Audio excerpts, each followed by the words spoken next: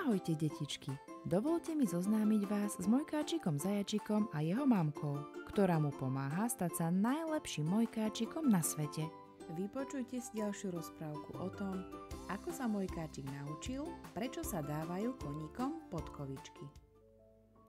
Pekne si ľahneme a pripravíme sa na počúvanie rozprávky. Hlavičku si položíme na vankúšik, zatvoríme očká. Jazyček dáme za zúbky, aby si aj on oddýchol. Zamkneme rýchlo pusinku na kľúčik a odhodíme ho najďalej, ako vieme. Samozrejme, nehýbeme ani brúškom. Aj to si potrebuje pospinkať. Pomaly si položíme obidve rúčky. Nezabúdame ani na pravú a ľavú nôžku, ktoré pokojne položíme na postieľku. Výborne, ste šikovní, ide vám to úžasne. Tak a môžeme začať. Mojkáčik bol pozvaný spolu s jeho mamkou na oslavu narodenín jeho kamaráta Peťka. Ako sa tak obliekali, Mojkáčik si vyskúšal mamkine lodičky. To sú také topánky, ktoré majú vysoký opätok a keď v nich niekto kráča, počuť klopkanie. Mamka sa ho preto opýtala: Mojkáčik, prečo si obul moje topánky? Mojkáčik jej vysvetlil: Chcem byť taký pekný ako ty, mamka.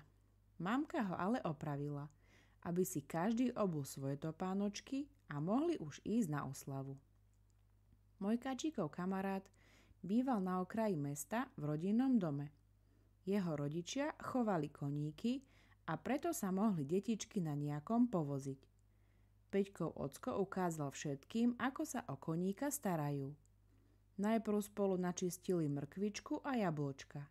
Kým koníka niekto krmil, ďalší ho čistil špeciálnou kevkou a iní zasa hrebeňom česali hrivu. Koníkovi sa treba postarať aj o sedlo, ktoré potrebujeme, keď sa chceme na koníkovi povoziť. Sedlo treba mať čisté, aby sme sa nezašpinili ani my, ani koník, a aby sa nezničilo a mohli sme ho používať čo najdlhšie. Peťkov ocko mal pre detičky pripravené prekvapenie. Povedal im, aby napísali svoje meno na papierik a potom ho dali do klobúka. Peťkov ocko zatvoril oči, pomiešal papieriky a vybral papierik, kde bolo napísané Zajačik Mojkáčik. Vtedy Mojkáčik vykríkol: To som predsa ja, jupí! A opýtal sa, čo som vlastne vyhral. Peťkov ocko mu vysvetlil, že sa môže ísť povoziť na koníkovi. A tak sa detičky pochytali za ruky a išli na prechádzku. Prešli sa po dedine a skončili na lúke. Mojkáčik sa celý čas držal uzdy. To je ako taký volant na koníkovi.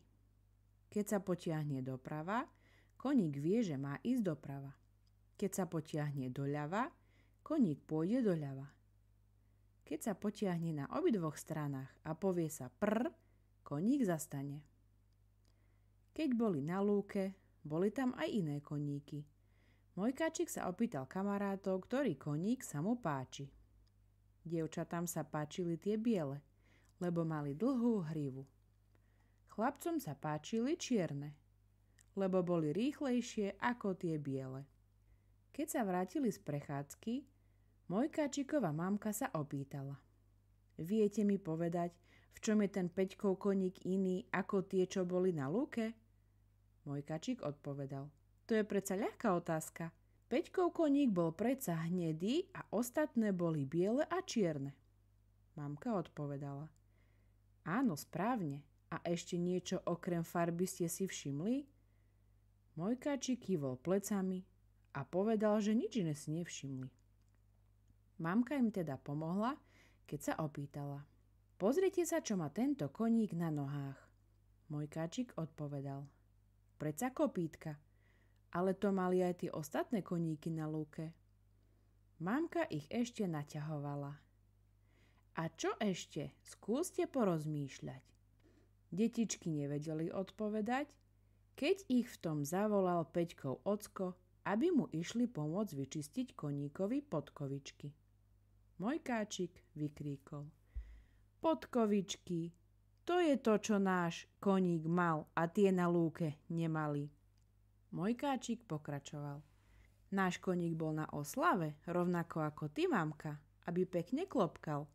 Peťkov ocko mu dal ráno podkovičky, aby všetci naokolo vedeli, že aj on s nami oslavuje. Mojkáčiková mamka sa usmiala a vysvetlila: Podkovičky slúžia na to, aby koníka, ktorý chodí aj po normálnej ceste, nie len po lúke, neboleli kopítka. Mojkáčikovi to ale stále ešte nebolo jasné. Prečo by ho mali boleť kopítka, keby nemal podkovičky? Mamka vysvetľovala ďalej. Koníky majú kopítka tak, ako my napríklad nechty. Keď chodia po tvrdej ceste, časom by sa im mohli zošúchať a to by ich bolelo. Ako napríklad, keď sa nám zlomí nechtík. Preto sa im dajú podkovičky, ktoré sú tvrdé a tak im chránia kopítka. Neklopkajú preto, aby každý vedel, že sú na oslave, ale preto, lebo sú zo železa a to vydáva tento zvuk. Vtedy sa Mojkáčik rozbehol k mamke a povedal jej: Ďakujem, že si ma opäť niečo nové naučila. A nakoniec si ešte zopakujeme. Čo sa Mojkáčik v dnešnom príbehu naučil? Prečo sa dávajú koníkom podkovičky? Áno, správne. Nie všetky koníky sú stále len na mäkkej trávičke na lúke. Sú aj koníky, ktoré chodia po tvrdej ceste, keďže sú také, ktoré pomáhajú ľuďom. Nenosia topánky a preto by ich mohli počase bolieť kopítka. Kopítka sú ako nechtíky a mohli by ich po dlhej ceste bolieť. Preto sa dávajú koníkom podkovičky. Tie sú pre koníky niečo ako topánky. Dobrú nôcku, sladké sníčky ako cukríčky.